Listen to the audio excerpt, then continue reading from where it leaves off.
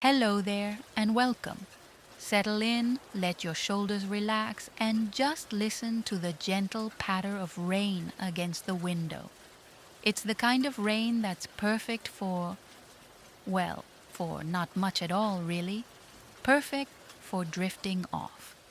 Tonight, we're going to drift back to a time of remarkable invention, a time of bustling progress, the Victorian era. But we're not here for the grand balls or the daring expeditions. Oh no, we're here for something far more ordinary. We're going to explore why minding a Victorian telegraph office was, quite frankly, mind-numbingly repetitive. And the "and more" in our title tonight hints at all the other little drudgeries that went along with it. Think of the endless click-clack clicking, the scratch of pen on flimsy paper, the smell of stale ink and damp wool coats. It's the sort of detailed, quiet monotony that can be surprisingly soothing, especially when you're not the one actually living it. Trust me, you wouldn't have wanted to be there, not really, but listening to it, with the rain as our companion, that's a different story. So let your thoughts soften, let the world outside fade away, and imagine yourself stepping into the hushed, slightly dusty confines of a Victorian telegraph office. The day is just beginning, or perhaps it's dragging on, as it so often does. The rain whispers outside, a constant gentle sigh, much like the sighs you'd probably be heaving if you were actually there, waiting for the next barely legible message to decipher. Let's just sink into the quiet tedium, shall we? The faint grey light of a London dawn is probably trying its best to seep through the grimy window of your small attic room, but the persistent drizzle, the kind that seems to have settled in for the long haul, makes everything feel rather dim and indistinct. You can hear it now, that soft, insistent drumming on the roof slates, a sound that will be the backdrop to your entire day, a gentle, relentless companion to the more percussive clicks that await you. You'd probably groan if you had the energy, but mostly you just feel that familiar, dull ache in your wrist and a slight stiffness in your shoulders, souvenirs from yesterday's endless tapping and transcribing. There's no real rush, because rushing implies something exciting to get to, and your destination, the telegraph office, is the very antithesis of excitement. It's a temple of routine, a shrine to the predictable.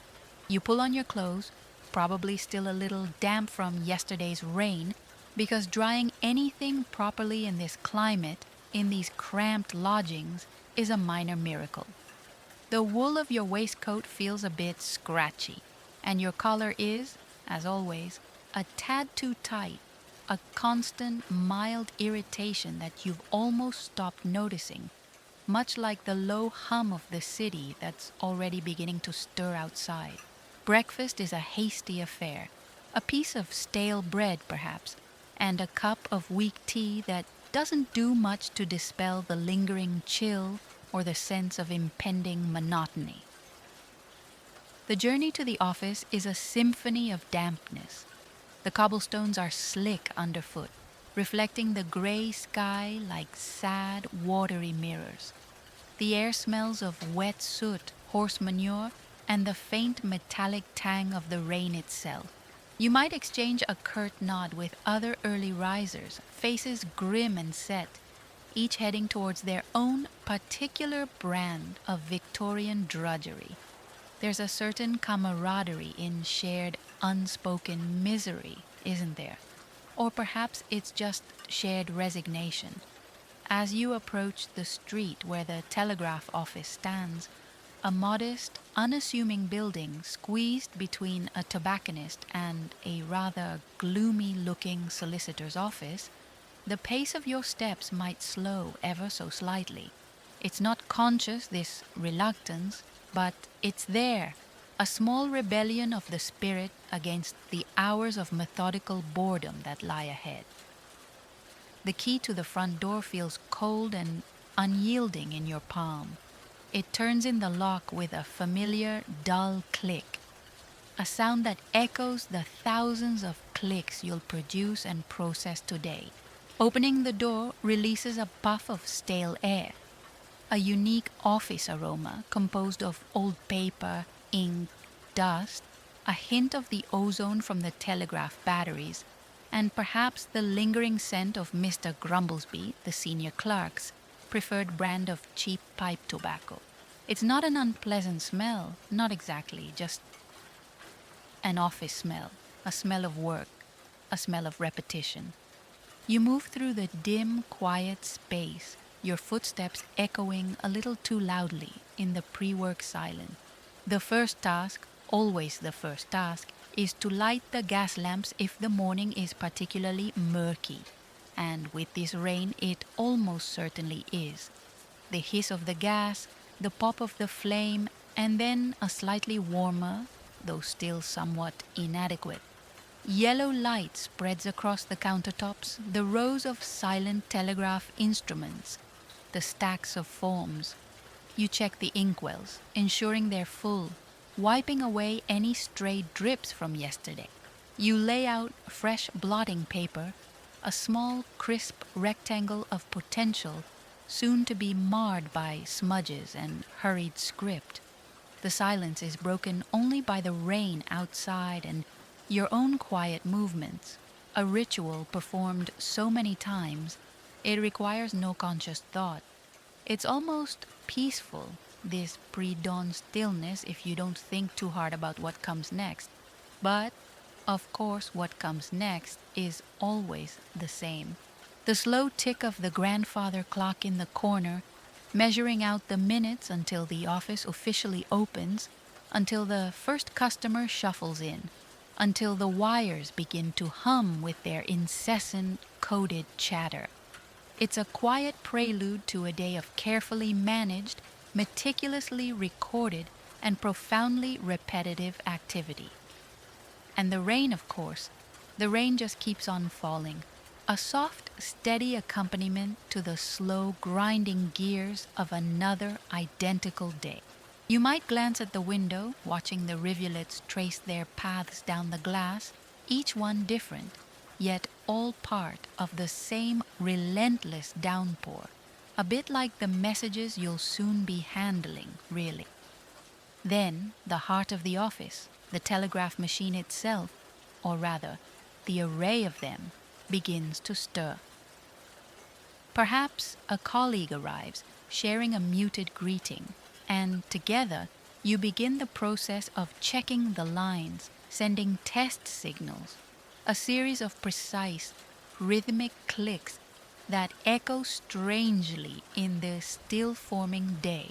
The machine, often a Morse sounder or a needle telegraph, depending on the specific office and its connections, is a marvel of Victorian engineering, a box of brass and mahogany, wires and coils, designed to conquer distance and time.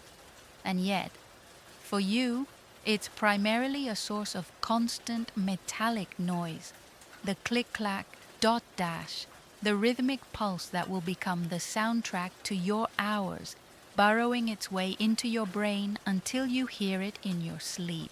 Or perhaps, like now, as you're trying to sleep, you can almost hear it again, a faint, persistent echo. The smell of the machine is distinctive too, a faint whiff of heated metal, lubricating oil, and that peculiar sharp scent of ozone that sometimes emanates from the batteries powering the system. You run your fingers over the sending key, cold and smooth from use, its surface worn down by countless taps. Your fingers know its every contour, every slight resistance, better than they know the faces of most of your acquaintances. Receiving a message is an act of intense yet somehow dull concentration. You listen to the incoming clicks, your ear trained to distinguish the subtle variations in rhythm and spacing that differentiate a dot from a dash, a letter from a pause, or If it's a needle telegraph, you watch the needle flick left and right, a frantic silent dance that your eyes must follow with unwavering focus. You transcribe the coded sounds or movements onto a flimsy paper form, your pen scratching away, translating the abstract into the barely more concrete. The pressure is always there to be accurate. A misplaced dot, a misread dash could alter a crucial word, change the price of tea from tuppence to threepence, and cause no end of bureaucratic fuss, or worse, actual financial loss for some impatient merchant. And the messages themselves. Oh, the sheer, unadulterated banality of most of them. Arriving Paddington Tuesday, 10 a.m. Stop bring umbrella, stop weather dreadful, stop. Or order confirmed 50 bales cotton. Stop payment due 30th, stop. Or the ever so slightly more personal, but still terribly mundane, Aunt Mildred recovering well from chilblains, stop sending love, stop. Occasionally there's a flash of something more, news of distant wars, government pronouncements, perhaps even a desperate plea. But these are rare jewels buried in a mountain of everyday drop. Most of it is commerce, an endless stream of buy, sell, confirm, dispatch. And each message, regardless of its content, requires the same meticulous process: receive, transcribe, check, log, and prepare for delivery or further transmission. The repetition is baked into the very fabric of the job. Sending a message is no less repetitive. You take the customer's handwritten scroll, often barely legible, decipher their intended meaning, count the words inka, and then tap it out letter by letter, dot by dash onto the key. Your wrist and fingers perform the same small, precise movements over and over and over again. Click, click, click. Pause, click, pause, click, click. It's a language of pure repetition, a binary beat that governs your working life. You become a human cog in a vast machine, your individual thoughts and feelings secondary to the relentless flow of information, most of which holds no personal significance to you whatsoever. The rain outside might intensify for a moment, its drumming a little louder on the window panes, and you might glance up, a brief respite, before your attention is pulled back to the insistent clicking, the waiting blank form, the next sequence of dots and dashes that demands your unwavering and profoundly weary focus. It's a strange sort of intimacy, this relationship with the machine, an intimacy born of endless shared hours of tedious essential work. You understand its quirks, its occasional sulks when the line is bad, its steady rhythm when all is well. But it offers no companionship, only a demand for more clicks, more transcriptions, more of the same. And then there are the customers. Oh, the glorious, varied, and often trying parade of humanity that drifts in and out of the telegraph office, each with their own urgent or not so urgent need to communicate. Dealing with the public, you soon learn, is an art form in itself, an exercise in patience that could test a saint. And you, my friend, are no saint, just a rather tired telegraph operator trying to get through the day. The rain outside often seems to dictate their mood. A heavier downpour can bring in a flurry of damp, irritable people, their umbrellas dripping onto your freshly swept floor, their tempers already frayed by the weather. You greet them with a practiced, neutral politeness, a thin veneer of customer service stretched taut over a vast reservoir of weary resignation. Some are regulars, their faces familiar, their messaging habits predictable. Mr. Henderson, the solicitor from next door, always sending terse, legally precise missives, his handwriting impeccably neat but infuriatingly small. Mrs. Periwinkle, who sends a weekly update to her son in Manchester, filled with advice he probably doesn't want. Her messages always teetering on the edge of the word count limit for the cheapest rate. Explaining the rates again and again is a cornerstone of your daily interaction. Yes, madam, it's tuppence per word for the first 20 words, and then a penny farthing thereafter, unless it's going to a rural substation, in which case there's a supplementary charge. You recite the complex tariff structure as if it's the most fascinating information in the world, while inwardly you're cataloging the various shades of gray in the raindrops on the window. The sheer effort of trying to decipher some of the messages handed to you is a job in itself. Scrawled notes on scraps of paper, ink blots obscuring vital words, handwriting that looks like a spider has had an unfortunate accident in an inkwell.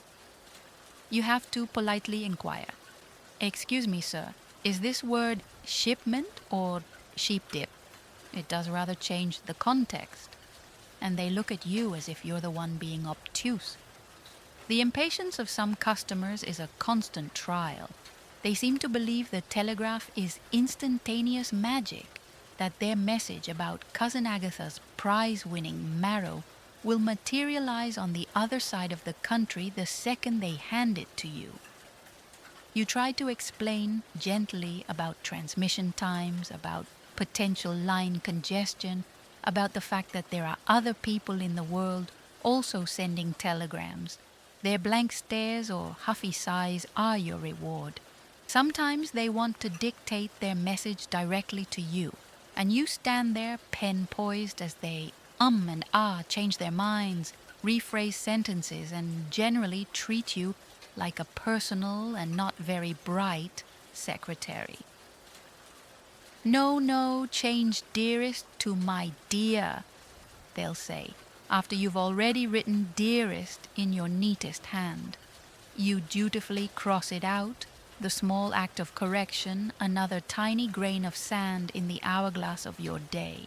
The sheer monotony of the common requests. When is the next train? Is the package arriving? Meeting confirmed. Over and over, the same queries, the same anxieties, the same small dramas of everyday life, all funneled through your tired ears and patient pen. You become a repository of other people's trivialities, a conduit for their fleeting concern. And through it all, the telegraph machines click and chatter in the background, a constant reminder of the work piling up, the messages waiting to be sent and received. The rain continues its soft percussion on the roof, a soothing sound perhaps, if you weren't also trying to hear a customer mumbling about the price of haddock over the counter. You develop a sort of selective hearing, a skill essential for survival, tuning out the worst of the background hum while trying to focus on the immediate, often frustrating human interaction in front of you. It's a delicate balance, maintaining professional composure while feeling your soul slowly erode from the sheer, unadulterated tedium of it all.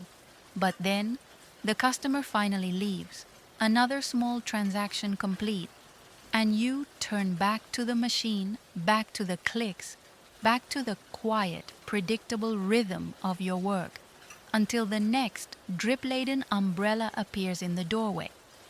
The telegraph lines themselves, those wondrous threads of copper stretching across countryside and under oceans, were marvels of their age. But trust me, from your perspective as an operator, they were also a source of immense and frequent frustration.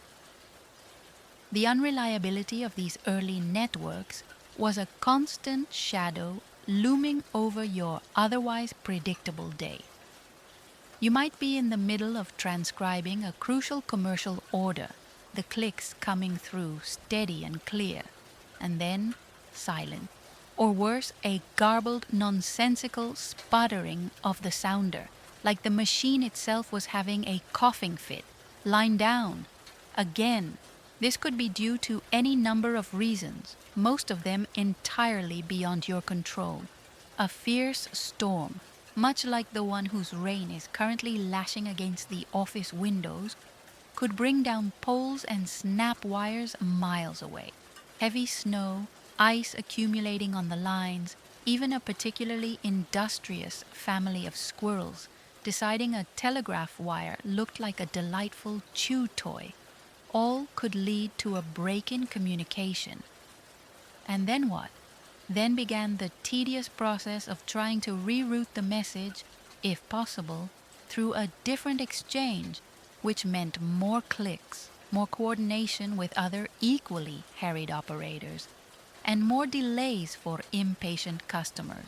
Or if no alternative route was available, you'd have to inform the sender that their urgent dispatch was, well, not going anywhere anytime soon. Explaining this to a red-faced businessman who believed his message about stock prices was the most important piece of information in the entire British Empire was, shall we say, a character-building experience you could probably do without. The sheer effort of repeated transmissions was draining.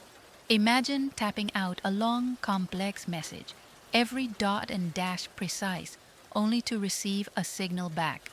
Message: garbled, stop please, resend, stop. You'd sigh, a deep, heartfelt sigh that mingled with the sigh of the wind outside, and begin again.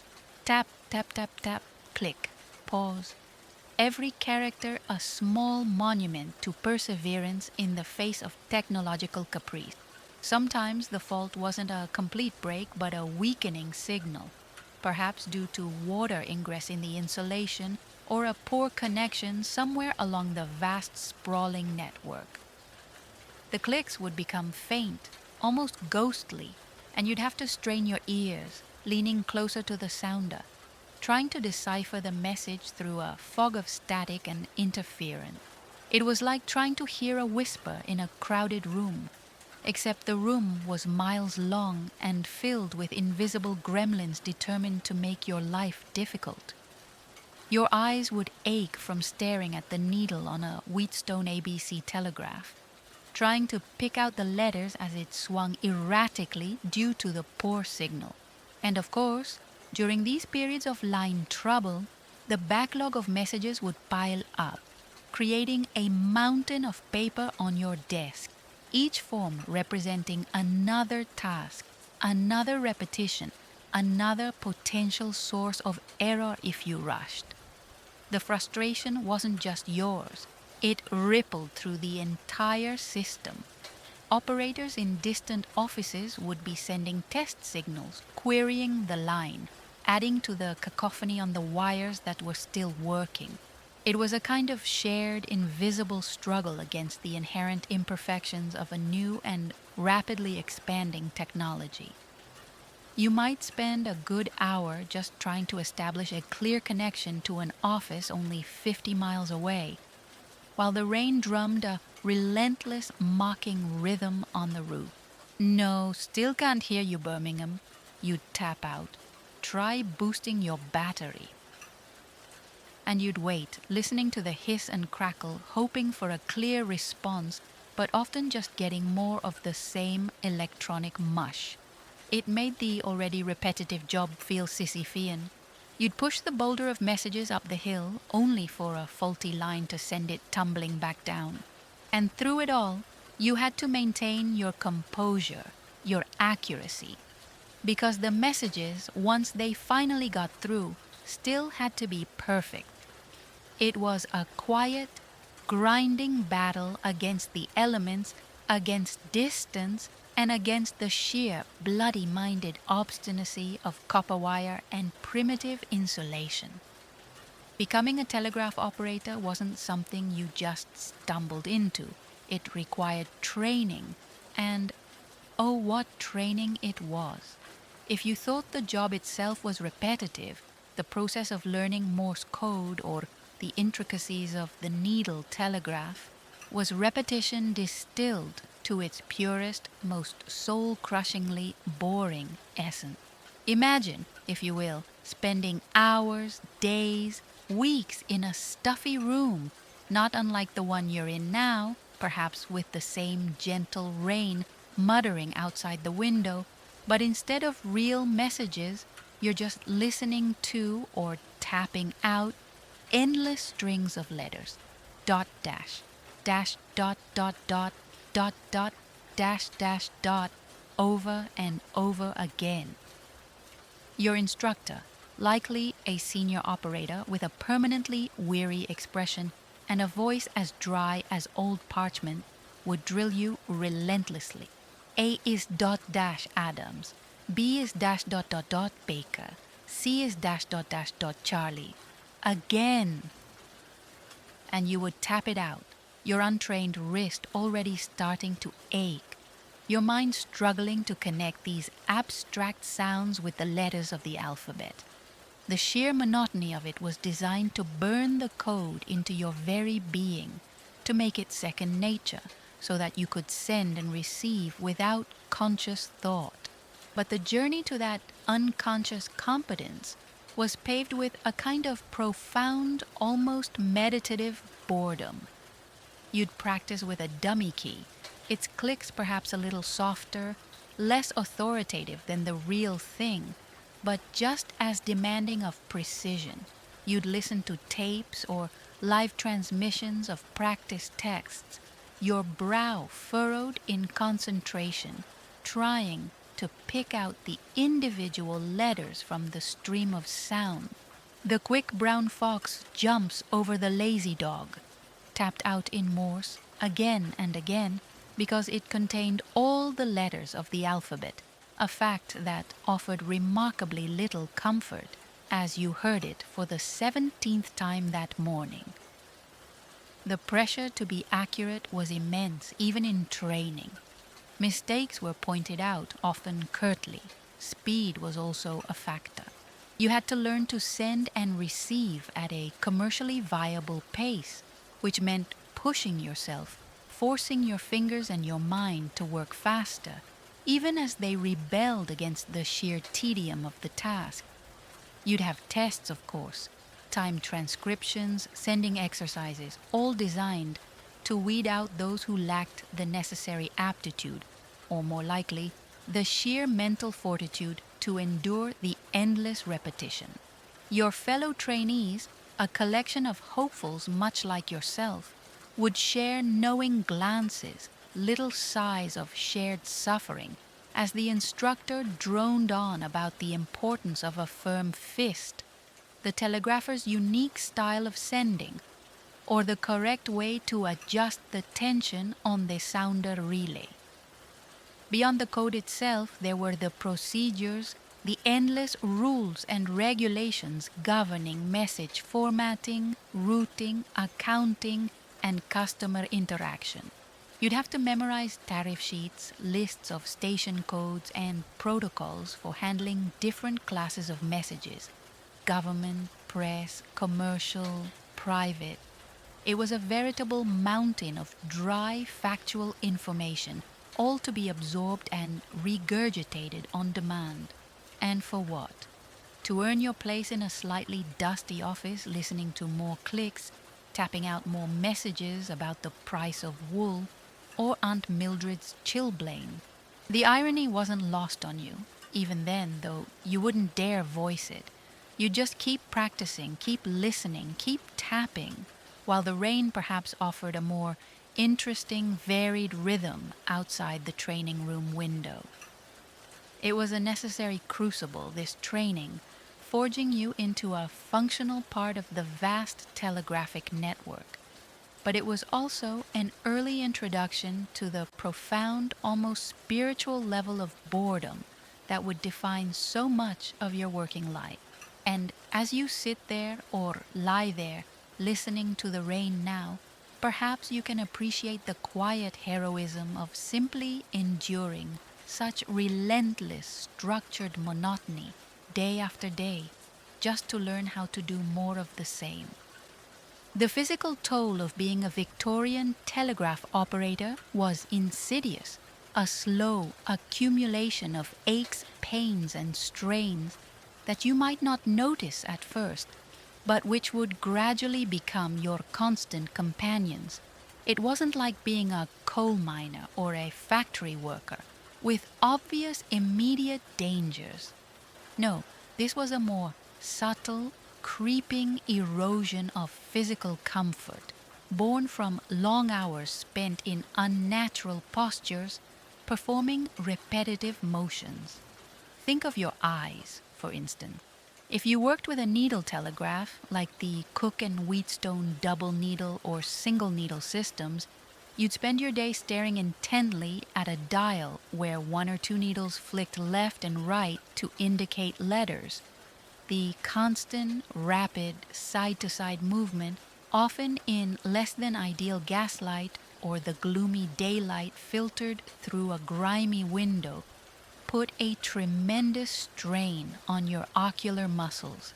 You'd find yourself squinting, your eyes feeling dry and gritty by midday. Headaches were common, a dull throb behind the temples that often mirrored the rhythmic clicking of the Morse sounders if they were also in the office.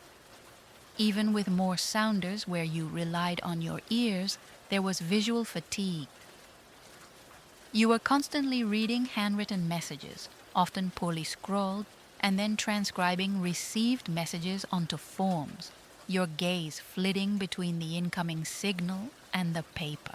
The small print on the forms, the meticulous logging in ledgers, it all added up. You might find your vision blurring slightly by the end of a long shift, the gaslights appearing to have hazy halos around them. And then there were your hands and wrists. The sending key, whether a simple pump-handled key or a more sophisticated apparatus, required a constant, repetitive, up and down or side-to-side motion of the wrist and fingers, for hours, every single day. Telegrapher's cramp, or glass arm, as it was sometimes called, was a well-known occupational hazard. It started as a mild ache, perhaps a stiffness in the fingers, but could progress to a debilitating pain, making it difficult to grip the key, or even a pen. Operators would try all sorts of remedies, liniments, bandages, changing their sending style, but for many it was a chronic issue.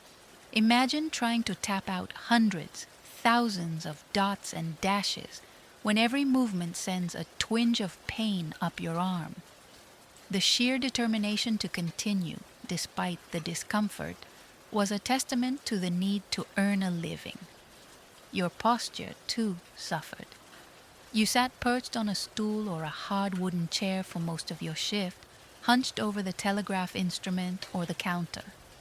Backaches were almost a given, a persistent dull ache in the lower back, a stiffness in the neck and shoulders from leaning forward to hear faint signals or to scrutinize poorly written notes.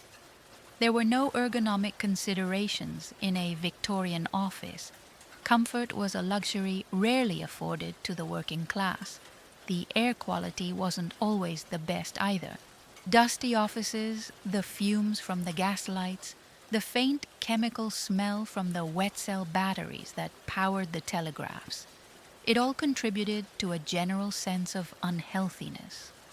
You might develop a persistent tickle in your throat or a dry cough. These weren't dramatic illnesses, just the slow grind of an environment that wasn't designed with your well-being in mind. And all this while maintaining a facade of calm professionalism for the customers and unwavering accuracy for the messages. You'd rub your sore wrist discreetly, blink hard to try and clear your vision, subtly stretch your aching back when no one was looking. These small, almost invisible physical discomforts were woven into the fabric of your daily routine, as constant and as inescapable as the ticking of the office clock or the gentle, persistent patter of rain on the window pane, a sound that, unlike the clicking of the telegraph, probably offered a small measure of soothing relief, a brief distraction from the small, insistent pains of your profession. Within the confines of the telegraph office, a subtle but distinct hierarchy existed, a pecking order that governed interactions and added another layer of, well, not excitement, but certainly of carefully observed social dynamics. It wasn't the grand hierarchy of the aristocracy, of course, but in this small world of clicks and paper, status mattered, and the monotony of your tasks could be subtly inflected by your position within it.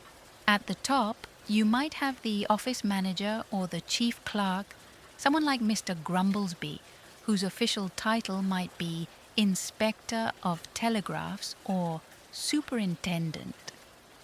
He, and it was almost invariably a he, would be the one with the slightly larger desk, perhaps even a small partitioned-off area that passed for an office. His main job seemed to be to look stern, to occasionally peer over your shoulder at an inopportune moment, and to handle any truly irate customers or serious line failures that were beyond your pay grade to resolve. His pronouncements were law, his moods something to be carefully navigated. He was the source of reprimands for errors, but also rarely a grunt of approval for a well-handled situation.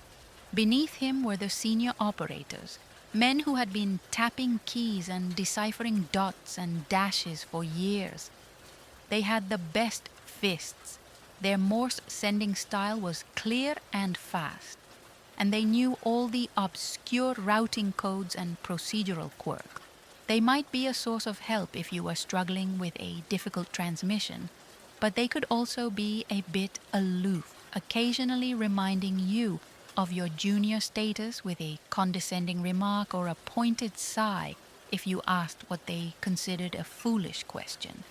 You, as a regular operator, were somewhere in the middle, a vital cog certainly, but one of many. You had your routines, your responsibilities, and your own quiet ways of coping with the endless flow of messaging. Then there were the junior clerks or trainee operators, often younger, still learning the ropes, perhaps making more mistakes and bearing the brunt of the senior operator's impatience. They might be tasked with the more menial jobs, refilling inkwells, running errands, sorting messages for the messengers, before they were fully trusted with complex transmissions. And let's not forget the messenger boys, a vital link in the communication chain. These were usually young lads, nippy and streetwise, dressed in smart, if often slightly grubby, uniforms.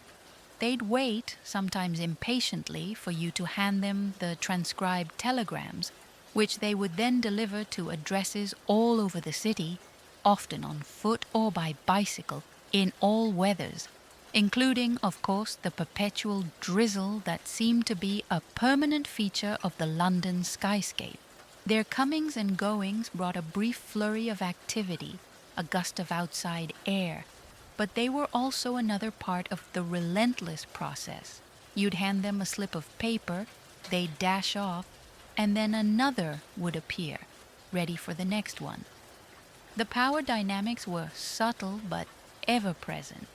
A senior operator might get preferential treatment when it came to shift assignments or choice of equipment. The chief clerk's disapproval could make your day significantly more unpleasant.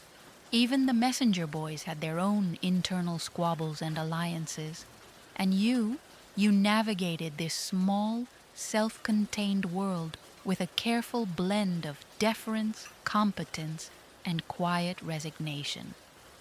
There wasn't much room for overt ambition, not in this line of work. Advancement was slow, based on seniority and reliability. The main ambition for many was simply to get through the day without a major error or a dressing down from Mr. Grumblesby, and perhaps to secure a slightly more comfortable stool. The interactions were generally polite, professional, but rarely warm. There wasn't much time for idle chit-chat, not with the constant demand of the wires. A shared glance over a particularly ridiculous message, a quiet complaint about the weather. These were the small moments of connection in a day largely defined by solitary focus and repetitive tasks. It was a microcosm of the wider Victorian social structure, played out in miniature, against a soundtrack of incessant clicking and the soft, steady murmur of the rain outside the window.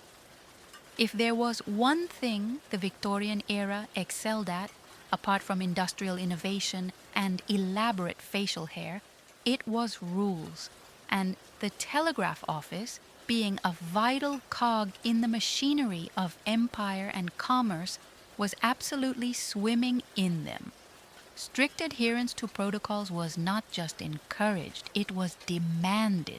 Your working life was governed by a thick manual of regulations, a tome of such profound dryness that reading it could probably cure insomnia more effectively than any story we could tell. But you had to know it, or at least know where to find the relevant section when Mr. Grumblesby quizzed you.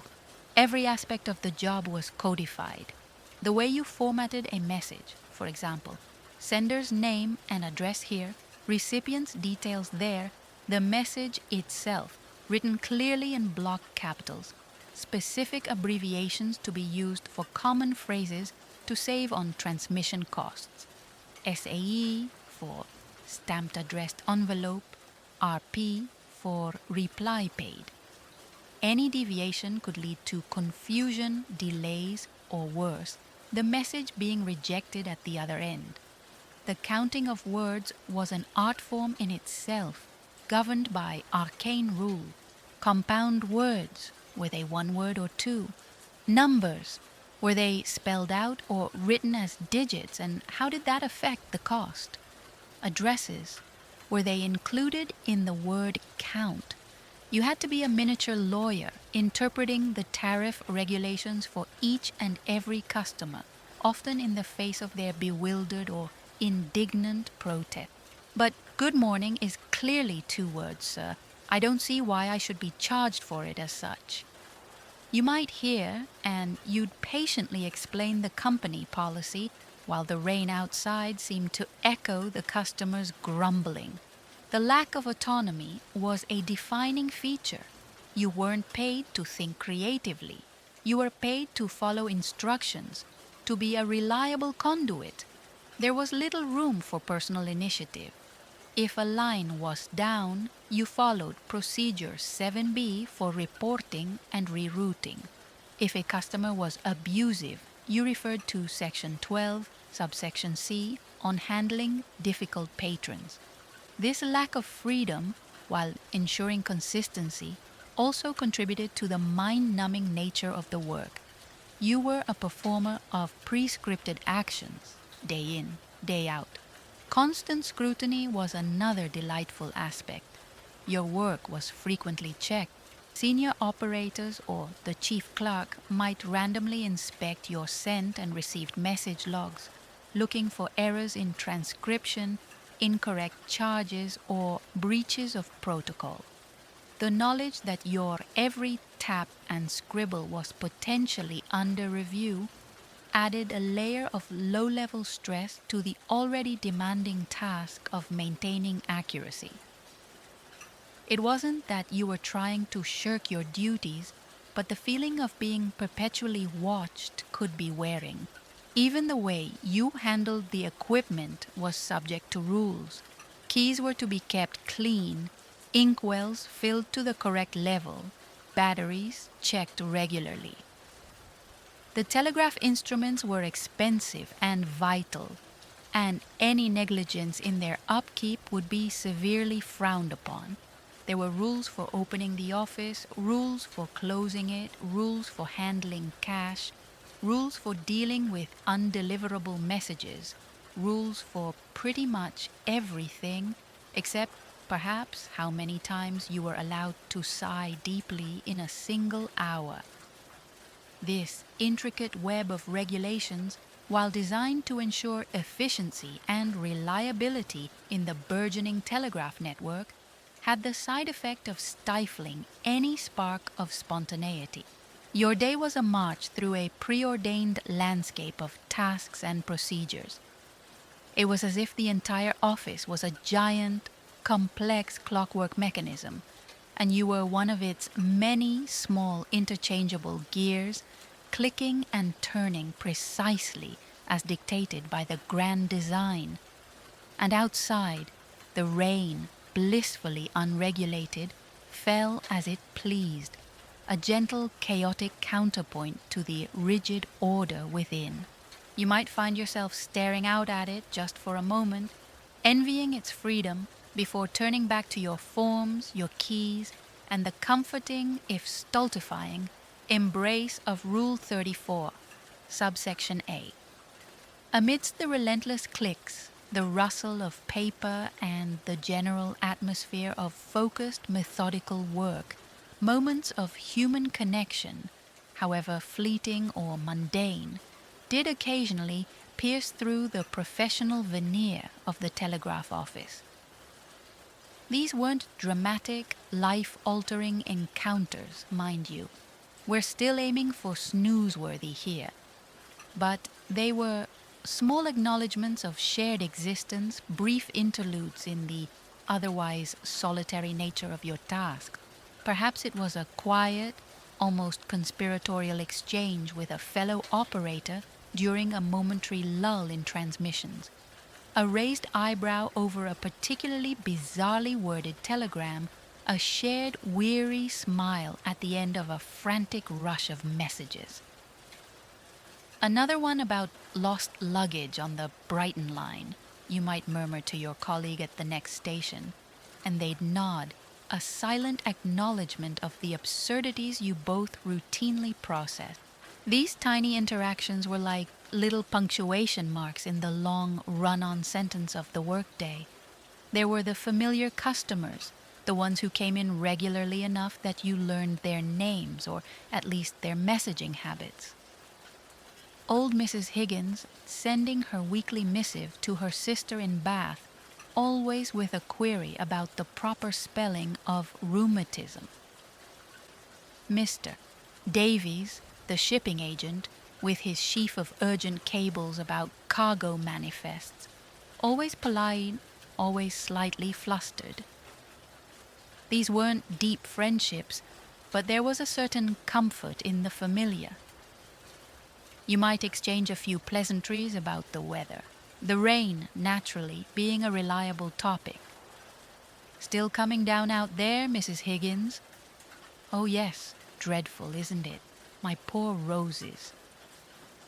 A brief, entirely predictable exchange, but a human one nonetheless. Sometimes a customer might offer a small, unexpected kindness, a shared piece of news that was genuinely happy, a birth announcement, a successful business deal. They might even, on a rare occasion, express genuine gratitude for your efficient service, a thank you that felt sincere rather than perfunctory. These moments were small, but they stood out against the backdrop of routine transactions. Even interactions with the messenger boys, often hurried and task-focused, could have their lighter moments.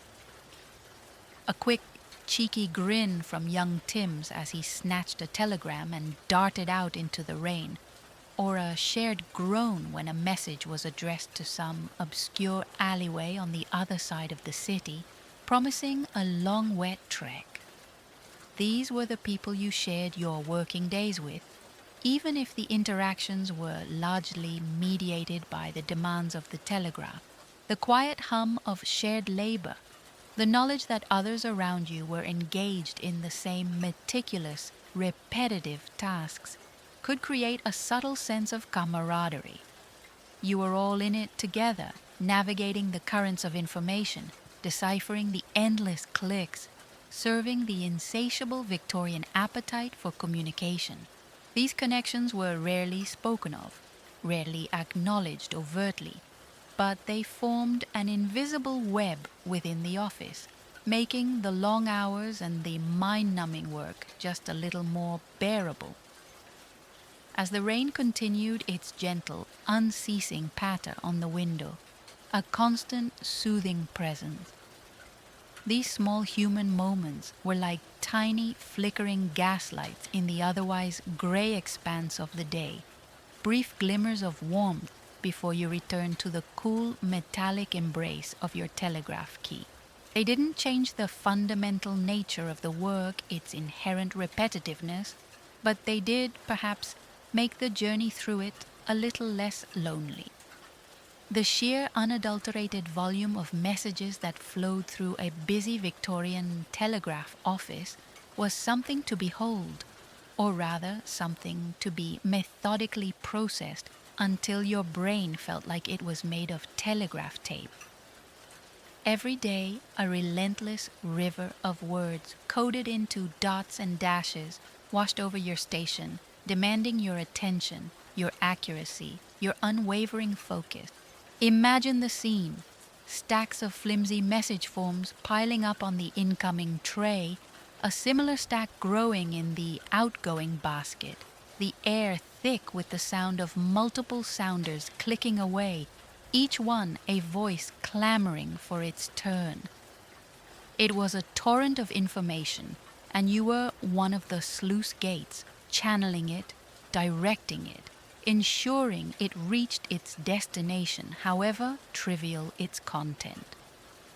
Business transactions formed the bulk of this deluge.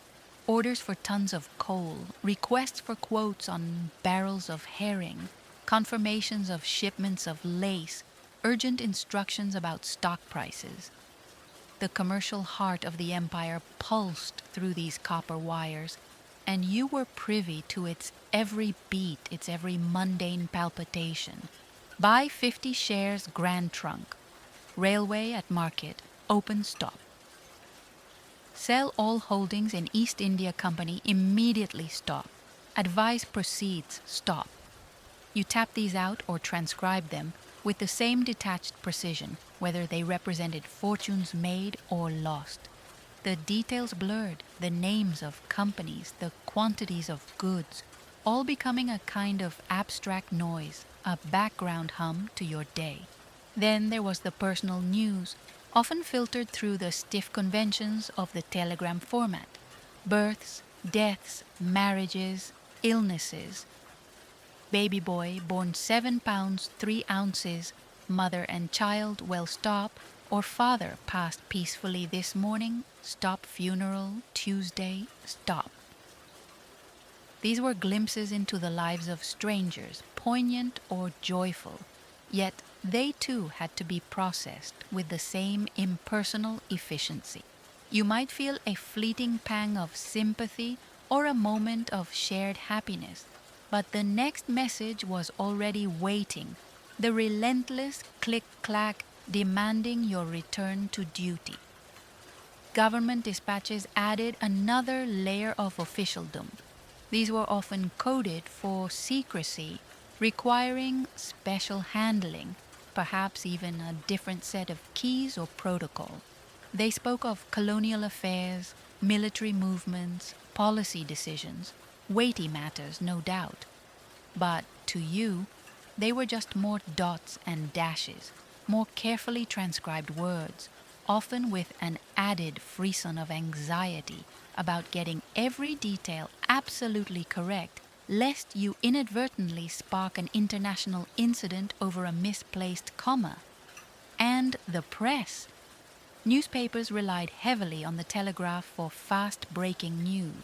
Reporters would be filing stories from distant cities or even other countries, their dispatches often lengthy and requiring rapid transmission to meet deadlines.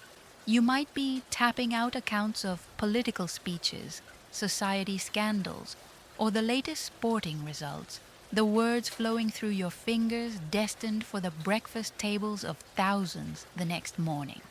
The sheer variety, yet ultimate sameness of it all was what contributed to the mind-numbing quality. Whether it was an order for 10,000 bricks or a declaration of undying love, the process was identical. Receive, send, transcribe, log, dispatch. The content, in a way, became irrelevant. It was the act of processing, repeated ad infinitum, that defined your existence. The rain outside, falling with its own steady, unvarying rhythm, seemed almost to mock the frantic, yet ultimately monotonous activity within. Each drop was unique, yet part of an undifferentiated whole, much like the messages you handled. You became adept at filtering, at compartmentalizing, at treating each communication as a discrete unit of work to be dealt with and then forgotten, because another one, and another, and another were always pressing in behind it. The office was a machine for moving words, and you were its tireless and increasingly tired operator. Contrary to the occasional romantic portrayal you might stumble across in a penny, dreadful, or a sentimental novel, the daily reality of minding a Victorian Telegraph office was remarkably devoid of glamour. There were no dashing spies exchanging coded secrets over your wire every 5 minutes, no heart-stopping moments of national crisis where you alone held the key to salvation. Well, perhaps once in a blue moon something vaguely exciting might pass through, but it would be so swaddled in mundane procedure and bureaucratic language that its thrill would be thoroughly diluted by the time it reached your tired ears and fingers. The truth is, it was mostly about meticulous, repetitive, and often deeply uninteresting work. Think about it. The core of your job was translation, translating audible clicks or visual needle flicks into written words, and handwritten words back into electrical impulses. It was a mechanical process, demanding precision and concentration, but rarely inspiration or daring. You weren't crafting elegant prose.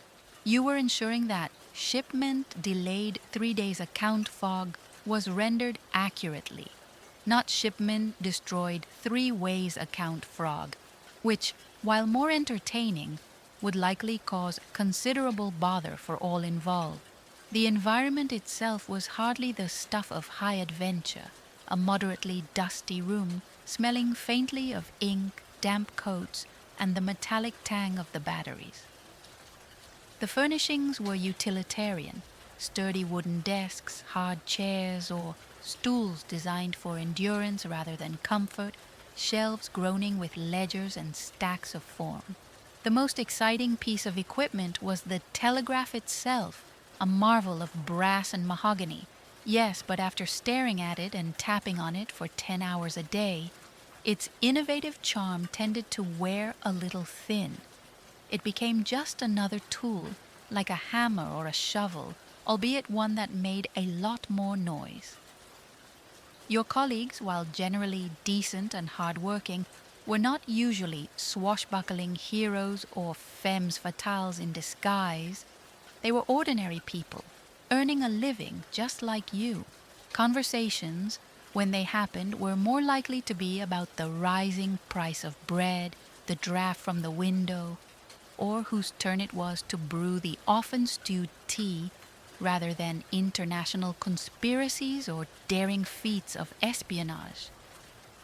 The rain streaking down the window pane, forming intricate, ever-changing patterns, often provided more visual interest than the steady stream of predictable human activity within the office. Even the important messages, the ones from government departments or major financial institutions, were usually couched in such dry, formal language that any inherent drama was effectively neutralized. Treasury Minute Number 47B, reconfirming apportionment of funds for drainage improvement scheme forwarded for your attention. Stop. It hardly sets the pulse racing, does it? And for every such message, there were 100 others about overdue invoices, train arrival times, or inquiries about the health of distant and invariably dull relatives. The lack of glamour was, in a way, its defining characteristic. It was a job that required diligence, patience, and a high tolerance for boredom. You were an essential part of a revolutionary communication network, yes, but your role was that of a skilled artisan, meticulously crafting each component rather than a grand architect or a celebrated pioneer. The quiet satisfaction of a day's work done accurately, of a balanced ledger, of a clear line after a frustrating outage, these were the subtle rewards, not fame, not fortune, not thrilling adventure, just the quiet hum of the machinery of communication, the endless flow of ordinary words, and the equally endless, gentle drumming of the rain on the roof. A constant reminder of the unglamorous, unchanging rhythm of your working life. Trust me, if it's excitement you're after, the Victorian Telegraph office is probably not your first port of call. But if you're looking for a steady, if profoundly repetitive way to earn your keep, well, you could do worse. Probably. Now, as if the endless clicking and transcribing weren't enough to lull your very soul into a state of profound monotony, the and more in our little exploration tonight definitely includes the equally mind-numbing yet utterly essential task of record keeping. Oh, the paperwork, the glorious, inescapable, soul-crushingly detailed paperwork. In a Victorian Telegraph office, every single message, every transaction, every minute adjustment to the equipment, it felt like, had to be logged, cross-referenced, and filed away with meticulous care. This wasn't just about ensuring messages were sent and received. It was about accountability, about billing, about statistics, about the sheer Victorian love of documenting everything, probably in triplicate. Imagine, after hours spent tapping out dots and dashes, your wrist aching, your ears ringing faintly with the memory of 1,000 clicks. You then had to turn your attention to the ledgers. Huge, heavy books, often bound in drab buckram or peeling leather, with endless columns and rows waiting to be filled with your neat, if increasingly weary, handwriting. For every message sent, you'd record the date, the time, the sender, the recipient, the destination, the number of words, the fee charged, the operator ID, and probably a few other details that seemed utterly superfluous but were undoubtedly vital according to Regulation 17, subsection F. You dip your pen into the inkwell carefully to avoid blots, which Mr. Grumblesby had a particular aversion to, and painstakingly enter each piece of information. The scratch of your nib on the paper was a softer but no less monotonous sound than the click of the telegraph key.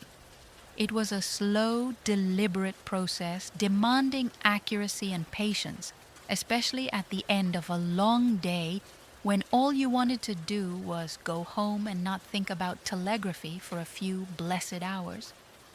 And it wasn't just outgoing messages.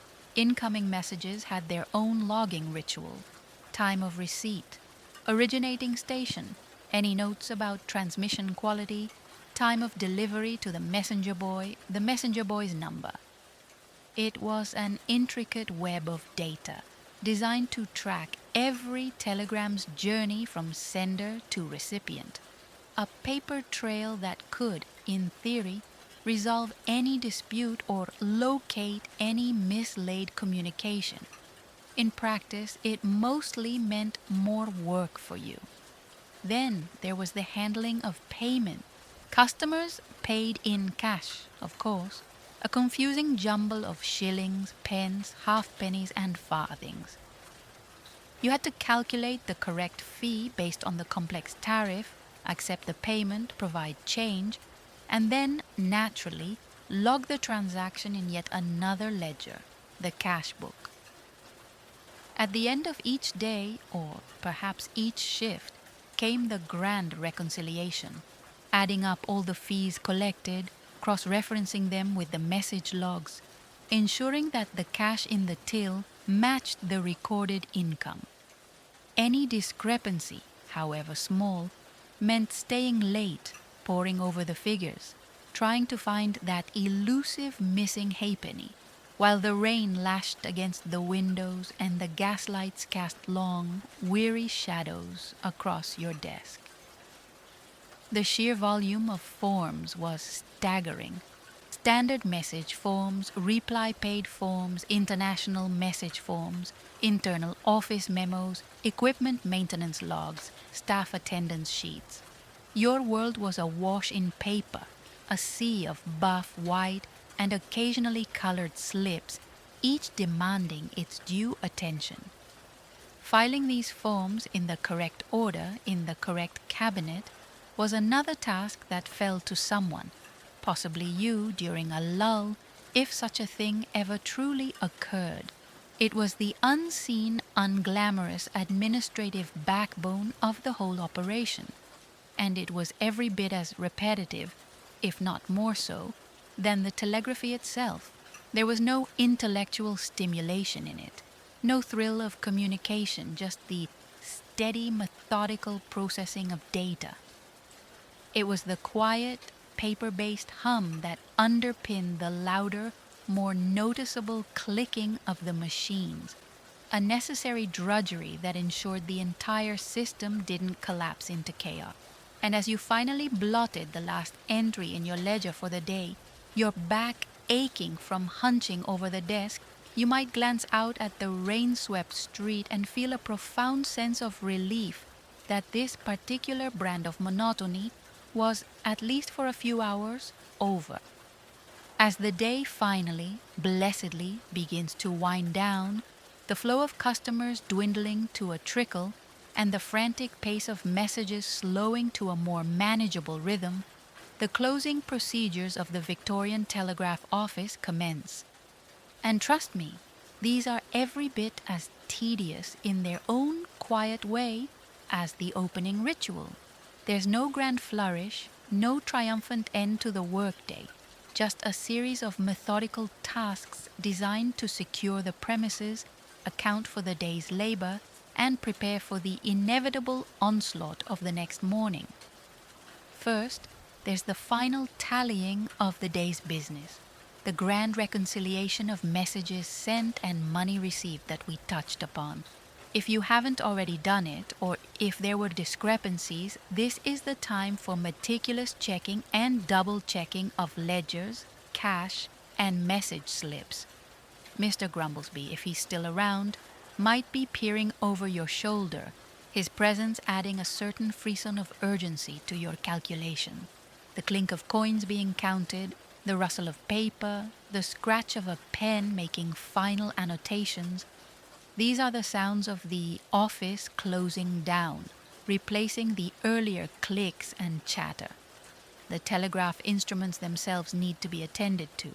Lines need to be switched to their nighttime settings, perhaps connecting to a central office for overnight messages, or simply being grounded to protect against lightning strikes, especially if the rain outside has been accompanied by any distant rumbles of thunder.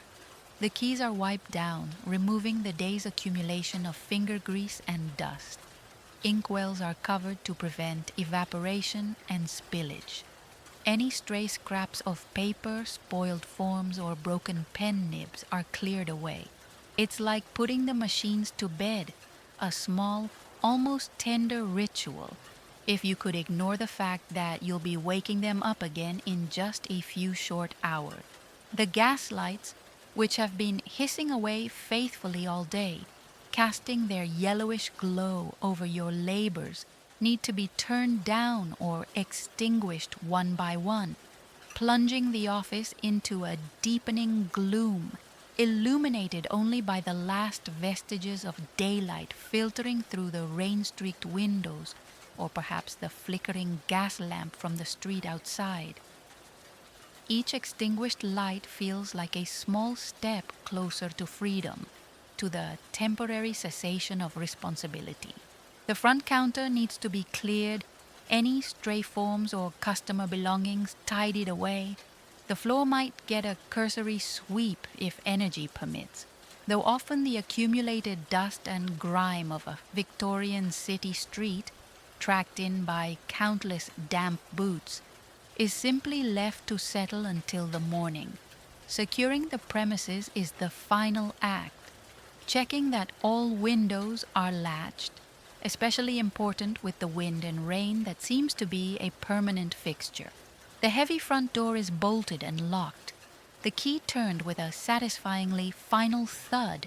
Mr. Grumblesby might do this himself with a proprietary air, or it might be your responsibility. The weight of that key in your pocket a small burden until you hand it over or return it to its designated safe place. There's a quiet, almost melancholy air to the empty office at closing time.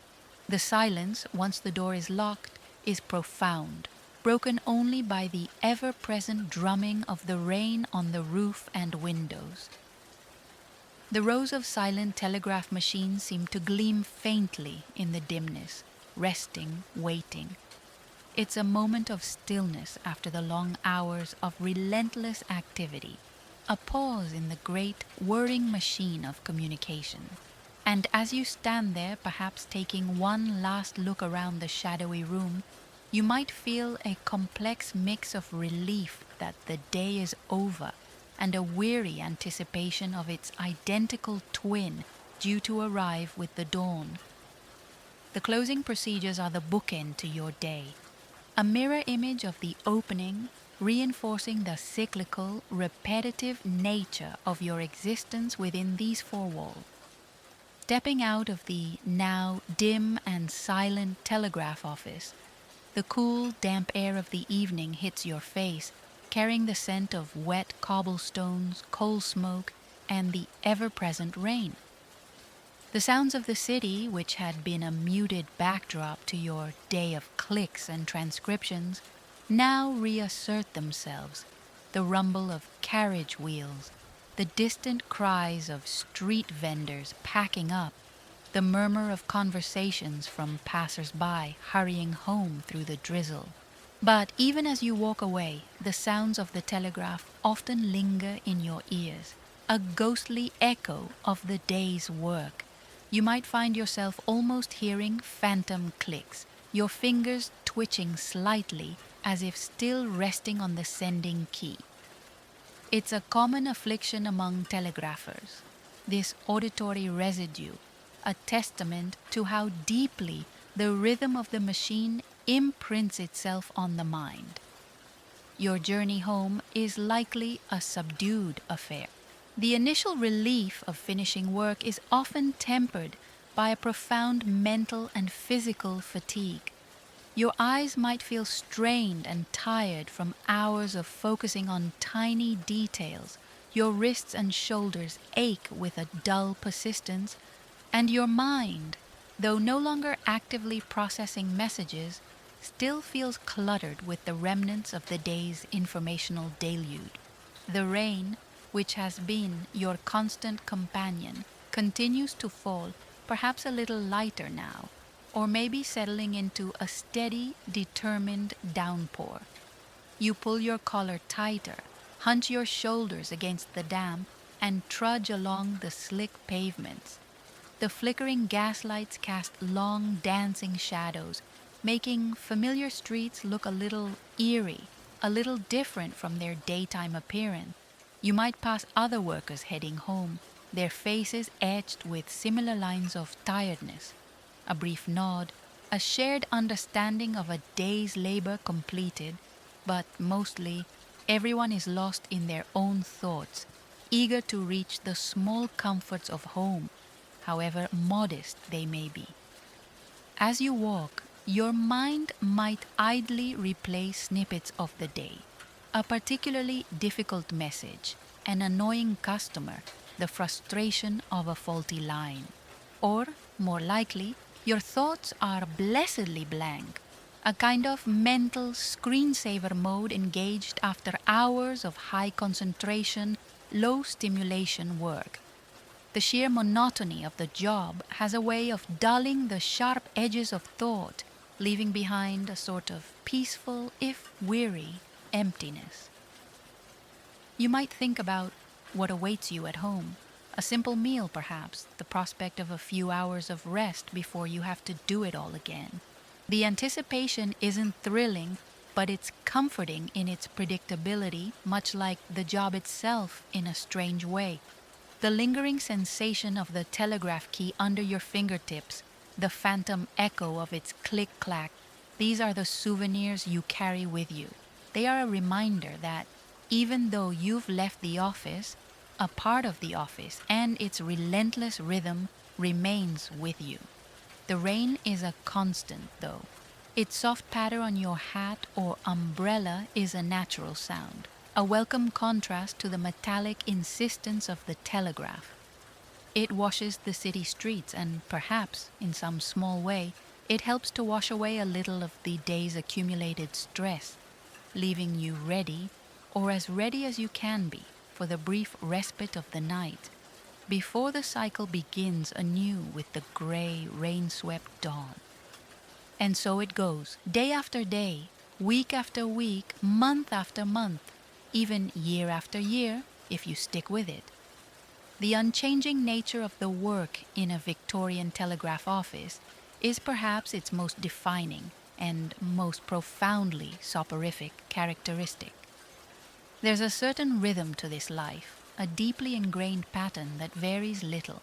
The seasons might change outside the grimy window, the rain turning to sleet, perhaps even a rare flurry of snow, or giving way to a brief, humid summer downpour. But inside the office, the clicks remain the same, the forms remain the same. The ledgers, once filled, are simply replaced by new, equally demanding ones. Any initial novelty you might have felt upon first mastering Morse code or successfully transmitting your first important message has long since eroded, worn away by the relentless tide of daily repetition. You become a creature of habit, your movements economical, your responses automatic.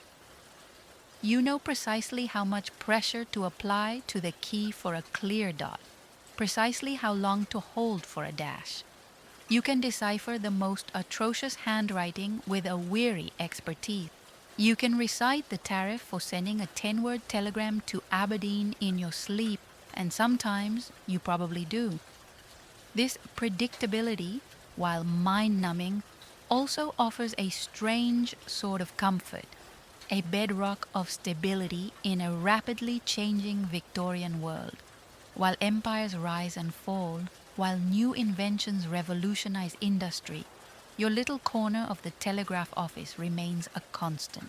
The challenges are always the same: the faulty lines, the impatient customers, the struggle for accuracy. The small victories are also the same: a perfectly transmitted message, a balanced cash book, the simple relief of closing time. There's no dramatic career progression for most.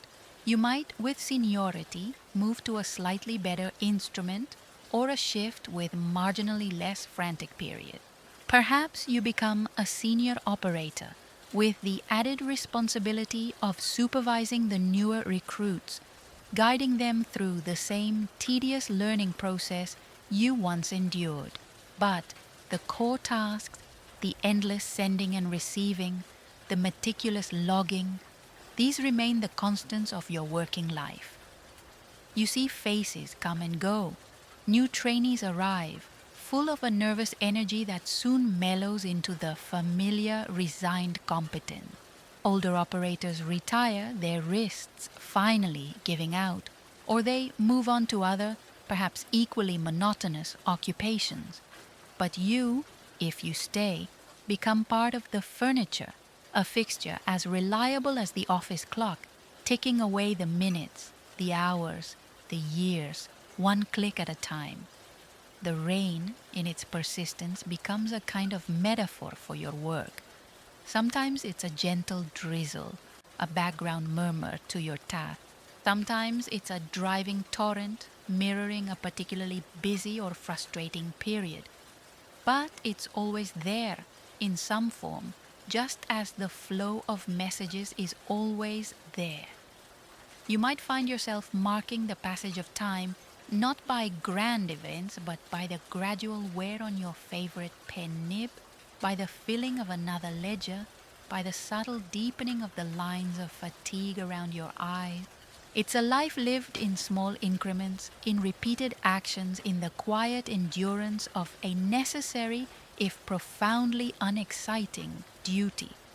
And there's a kind of peace in that, perhaps, the peace of knowing exactly what tomorrow will bring, because it will almost certainly be just like today.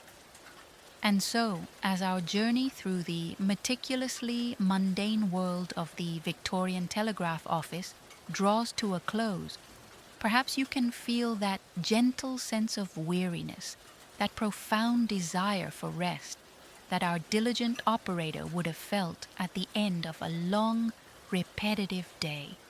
The clicks have faded, the ledgers are closed, and only the soft, persistent sound of the rain remains, a soothing lullaby washing over the quiet city. It's a reminder that even in the midst of the most structured, rule-bound, and repetitive of lives, there is a natural rhythm, a gentle cadence that can ease the mind. The hardships, the aches, the sheer unadulterated boredom, they were all very real, of course. But tonight, from this comfortable distance, they transform into a kind of quiet hum, a background drone that can help to usher in sleep. There's a certain irony, isn't there, in finding relaxation in the recounting of such tedium? But perhaps that's the secret. By immersing ourselves in the small, sensory details of a life so unlike our own, yet so fundamentally human in its daily grind, we can let go of our own day's concerns. So, let the image of that dimly lit office, the scent of old paper and ink, the ghostly echo of Morse code, all dissolve into the gentle patter of the rain. Let the monotony become a mantra, calming your thoughts, slowing your breath. There are no more messages to send, no more customers to placate. Just the quiet of the night and the steady, comforting rain. Sleep well.